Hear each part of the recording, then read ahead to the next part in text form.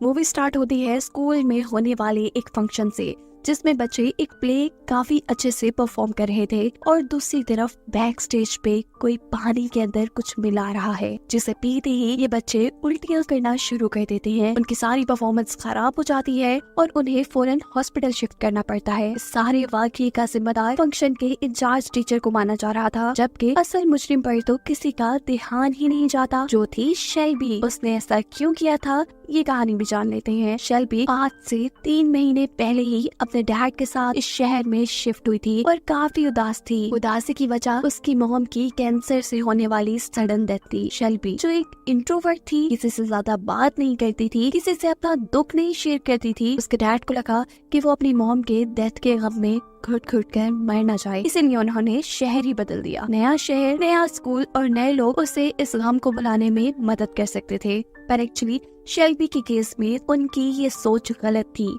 वो कभी भी लोगों से घुल मिल नहीं पाती थी और इस नए स्कूल में भी जब शरारती बच्चे उसका मजाक उड़ाते हैं तो वो अपने आप को कंट्रोल नहीं कर पाती और जोर से अपनी बुक उठाकर लड़की को मार देती है, जिसके रिजल्ट में टीचर उसे क्लास से निकाल देते हैं। हालांकि वो ये जानते थे कि बेशक शेल्बी का रिएक्शन गलत था, पर गलती दूसरे ग्रुप की ही थी। इसीलिए वो शेल्बी को कुछ देर बाद अपने ऑफिस में बुलाकर समझाने लगते हैं कि अगर ऐसे लोगों की बातों को हमने सीरियस लेना शुरू कर दिया तो हमारी जिंदगी तो काफी मुश्किल में पड़ सकती है। तुम्हें इन सब चीजों को इग्नोर करना चाहिए। वो शेल्बी की मॉम की डेथ के बारे में भी जानते थे। प्रोफेसर कहते हैं कि मुश्किल वक्त सब पर आता है, पर मुश्किल वक्त का कॉन्फिडेंस और बहादुरी से सामना करना पड़ता है। शेल्बी भी सबका कॉन्फिडेंस से मुकाबला करना चाहती थी, पर उसकी ये सारी सोच तभी हवा में उड़ जाती है जब प्रोफेसर के ऑफिस से निकलने पर वो शरारती बच्चे दोबारा उसका पीछा करने लग जाते हैं। वो भागकर घर आ जाती है। मूड खराब होने की वजह से उसके डैड उसे चीयर अप करने की कोशिश कर रहे थे, उसकी बचपन की तस्वीरें दिखाते हुए, जिन्हें देखकर वो एम्बैरस हो चुकी थी और इस सब में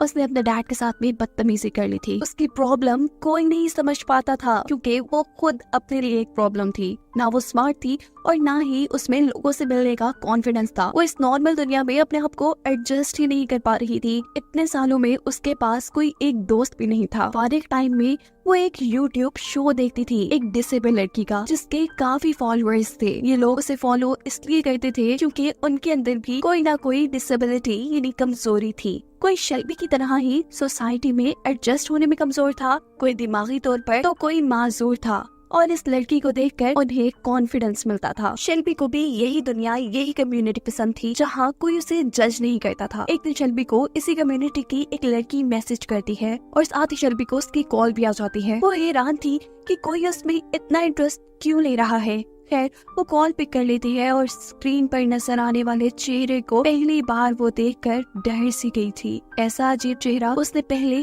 कभी नहीं देखा था।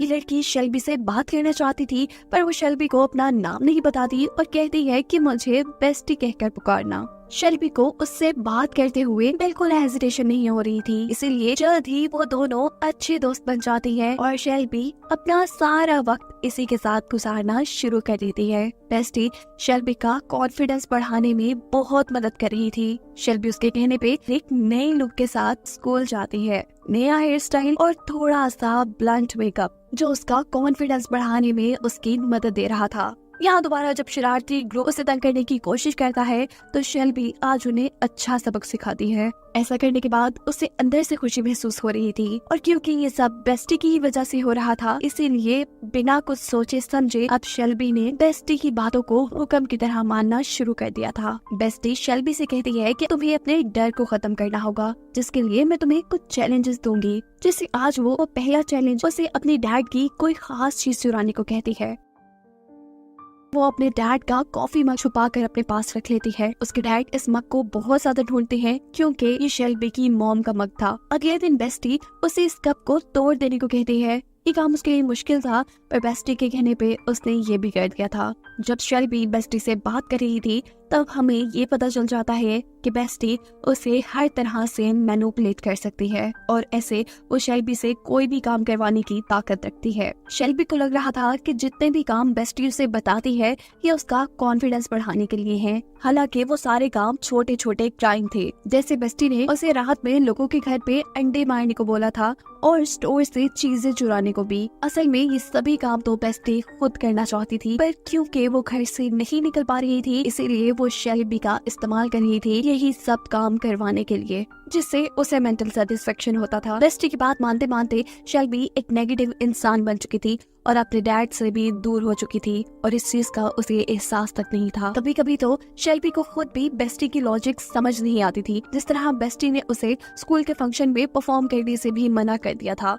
और बेस्टी के ही कहने पर वो फंक्शन में होने वाले प्ले को खराब करने का प्लान करती है, ये सोचे बगैर कि अगर वो पकड़ी गई तो उसके साथ क्या क्या हो सकता है। वो इस प्ले में यूज होने वाले पानी के अंदर पॉइजन मिला देती है। ये वही सीन है जिसे हमने इस मूवी के शुरू में देखा था। ये सब करने के बाद वो काफी खुश थी और काफी एक्साइटेड थी। घर जाते हुए वो ये सोच रही थी कि जब वो बेस्टी को ये सारी चीजें बताएगी तो बेस्टी कितना खुश होगी उससे। शेल्बी बेस्टी के ही कहने पे हैलोवीन के दिन अपनी म्यूजिक टीचर के मरे हुए बच्चे जैसा ड्रेस पहनती है और जैसे उसकी मौत हुई थी वैसे ही वो अपने प्रोफेसर को एक्टिंग भी करके दिखाती है, जो देखते ही सभी लोग उससे नाराज हो चुके थे। तभी हैरान थे कि कोई इतना बेहस कैसे हो सकता है जितनी इस वक्त पे शेल्बी हो गई थी। इस सब की सजा में उसके डैड उसे बेसमेंट में बंद भी कर देते हैं, जहाँ से शेल्बी अपनी मॉम के लैपटॉप से दोबारा बेस्टी से कांटेक्ट करती है। यहाँ बेस्टी उसे मशवरा देती है कि तुम कुछ ऐसा करो जिससे तुम्हारे डैड तुम्हें यहाँ से निकालने पे मजबूर हो जाए। शेल्बी पूछती है क्या, और बेस्टी कहती है कि तुम अपना हाथ तोड़ दो। शेल्बी अपने आप को नुकसान नहीं पहुँचाना चाहती थी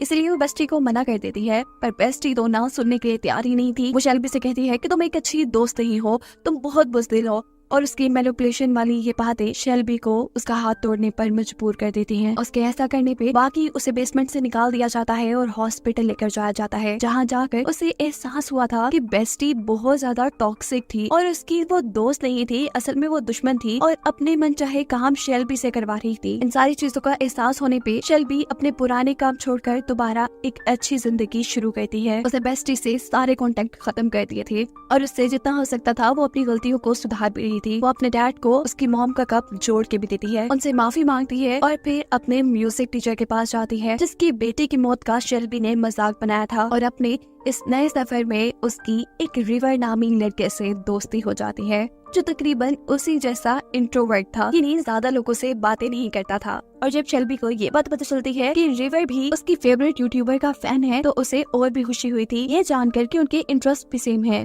खैर अब शेल्बी घर जाने वाली थी जब उसे मैसेज आता है कि तुमने जो स्कूल फंक्शन में किया वो मैं जानता हूँ और अगर तुम जेल नहीं जाना चाहती तो तुम मुझसे आकर मिलो। ये मैसेज शेल्बी को बहुत ज्यादा परेशान कर देता है। कोई उसे ब्लैकमेल कर रहा था। शेल्बी भी नहीं चाहती थी कि ये सच्चाई किसी के सामने आए, इसीलिए वो मैसेज में बताई गई जगह पर वक्त पर पहुंच जाती है, जहां उसे अपना दोस्त रिवर ही मिलता है जो उसे समझाता है कि मैं तुम्हें ब्लैकमेल नहीं कर रहा बल्कि मैं तो तुम्हें ये बताना चाह रहा था तुम्हारा राज मेरे पास सिक्योर है। अच्छा किया कि तुमने उस शरारती ग्रुप को सबक सिखाया, मैं भी उनसे काफी तंग था। वो यहाँ शेल्बी से अपने राज भी शेयर करता है और बताता है कि बचपन में उसे कोई बीमारी थी और उसे जिंदा रखने के लिए उसकी बॉडी के कुछ पार्ट्स रिमूव कर दिए गए। जब ये बात उन बच्चों को पता चली तो उन्होंने रिवर को भी बहुत बुली करना शुरू कर दिया और तब से वो रिवर को बिल्कुल पसंद नहीं थे। शेल्बी को भी अब ये जानकर खुशी हो रही थी कि फाइनली उसे एक ऐसा दोस्त मिल रहा था जो उससे उसकी दोस्ती के बदले में कुछ नहीं मांग रहा था। ये लोग काफी करीब आ जाते हैं। रिवर उसका काफी कॉन्फिडेंस बढ़ा चुका था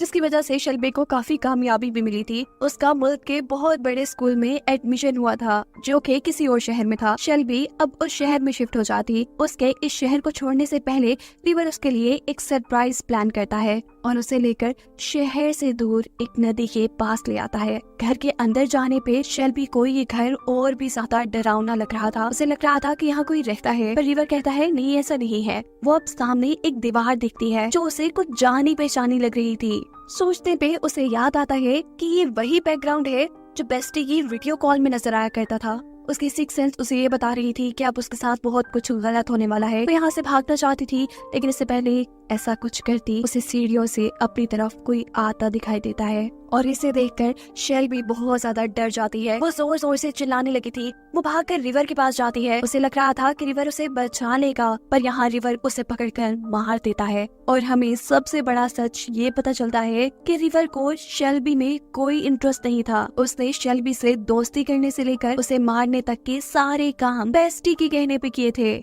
क्योंकि बेस्टी उसकी भी दोस्त थी। अब बात कर लेते हैं बेस्टी की। तो बेस्टी को एक साइकोलॉजिकल इशू था। वो दूसरों की खुशियां छीनकर अपने आप को खुश करती थी और दोस्ती के नाम पे दूसरों को अपना गुलाम बनाकर अपने सभी बुरे काम उनसे करवाया करती थी। और वो उन्हीं लोगों को शिकार बनाती थी जो कमजोर हो, जो उसकी बातें आसानी से मान ले। जैसे शेल्बी, ये लड़का शेल्बी को क्योंकि बेस्टी की सच्चाई समझ आ चुकी थी, इसीलिए उसने बेस्टी को छोड़ दिया। और ऐसा करने पर बेस्टी को गुस्सा आ गया, इसीलिए उसने एक प्लान के तहत रिवर को शेल्बी के पास भेजा और आखिर रिवर के हाथों शेल्बी को मरवा कर उसने अपने गुस्से की आग बुझाई। ये कहानी ही खत्म हो जाती है।